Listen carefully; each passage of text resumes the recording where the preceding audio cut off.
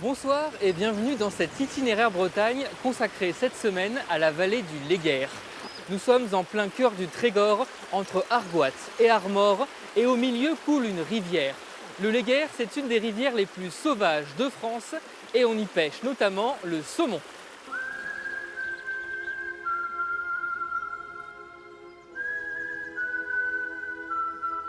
Il ondule et serpente dans une vallée verdoyante sur près de 60 km.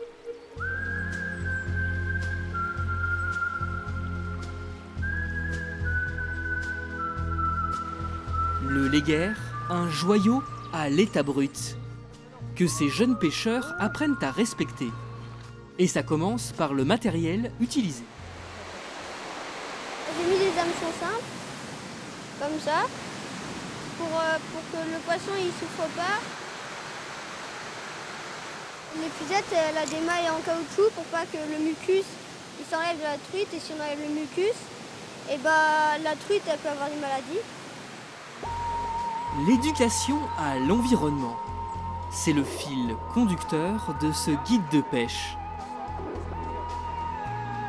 Découvrir les espèces remarquables du Léguerre, qui se cachent parfois sous une forme inattendue. Bon, ah tiens, à mon avis là-bas, vous avez vu sur le caillou là-bas? Une crotte de loutre. Ça sent un peu le miel et le poisson, c'est pas du tout désagréable. Vous différenciez les crottes de loutre avec la couleur?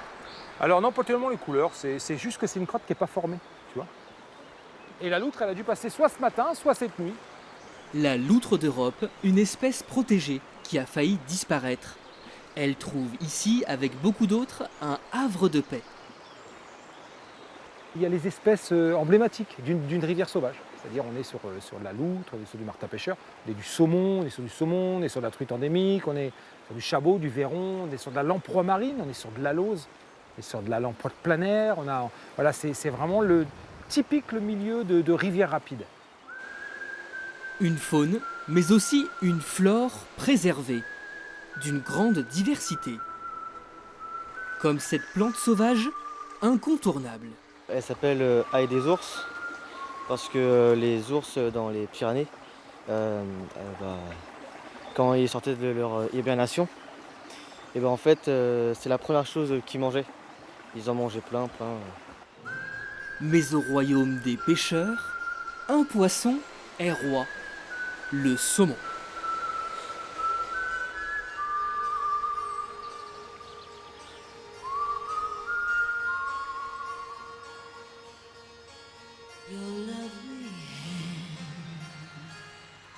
Le saumon, c'est la spécialité de Kilian. Cet enfant du pays le traque depuis 20 ans dans le Léguerre. Dans ses eaux couleur thé, environ 70 spécimens sont pris chaque année. Mais pour espérer en capturer un à la mouche, encore faut-il une bonne dose de chance et surtout une technique de pêche irréprochable. Et là, Kylian, si on décompose le mouvement, comment ça marche? Alors, il faut que tu lèves ta canne pour former un dé avec ta soie. Et là, il va falloir donner un mouvement brusque vers l'endroit vers lequel tu veux lancer. Voilà. Non, trop brusque. Et qu'est-ce qui fait la spécificité de la pêche à la mouche?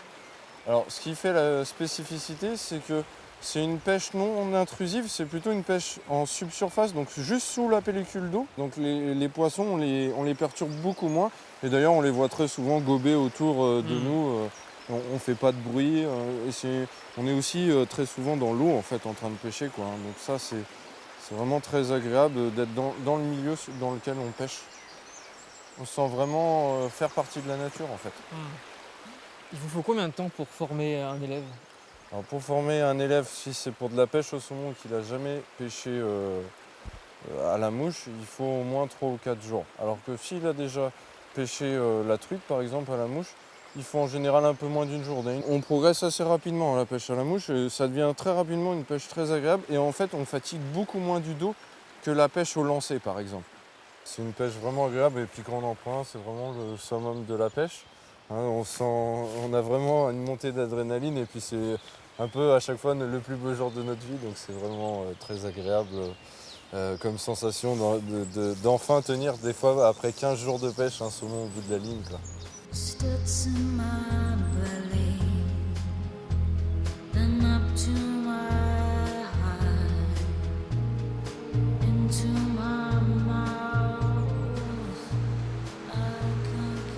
Le Léguerre était coupé en deux de 1920 à 1996, ici même par un barrage, le barrage de Kernanskiek, qui alimentait en électricité les papeteries Vallée.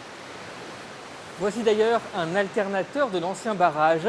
C'est notre séquence archive. Elle nous amène en 1996. À l'époque, la démolition de l'ouvrage posait bien des questions. Le barrage de Kernanskiek fait peser une lourde menace. L'édifice construit en 1920 a mal vieilli. Des fissures se créent dans le béton. Petit à petit, le barrage s'envase et son système d'évacuation des crues ne correspond plus aux normes de sécurité. L'année dernière, en janvier 1995, lorsqu'il y a eu les inondations dans la région, il y avait quasiment un risque de surverse sur l'ouvrage et on a dû pour ça évacuer les populations compte tenu de ce risque. Des risques auxquels s'ajoutent de nombreux problèmes d'environnement. Le barrage crée un obstacle à la migration des poissons, notamment des anguilles et des saumons.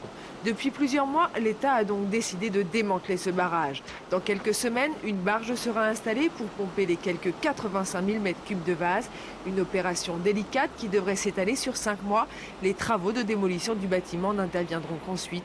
Mais on ignore encore si le Léguerre pourra retrouver sa physionomie d'antan. Aujourd'hui, la nature a repris ses droits. Ces prairies sont pâturées par des animaux élevés en agriculture biologique, comme ces alpagas. Bonne soirée.